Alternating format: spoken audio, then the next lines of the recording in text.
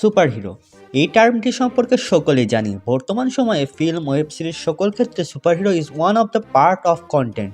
But আমরা কি জানি হোয়াট ইজ সুপারহিরো? এটা কি শুধু সুপার পাওয়ার সমৃদ্ধ কোনো হিউম্যান বিং, নাকি এটারও বিস্তর ডিফিনেশন বিদ্যমান? চলুন জেনে আসা যাক। সুপারহিরো যে ব্যক্তি সাহস, সততা এবং ধৈর্যের সাথে সকল অন্যায় অবিচারকে নির্মূল করে, সেই সুপারহিরো। মনে হতে পারে সংজ্ঞাটাই সুপার পাওয়ার বলে কোনো টার্ম নেই কেন?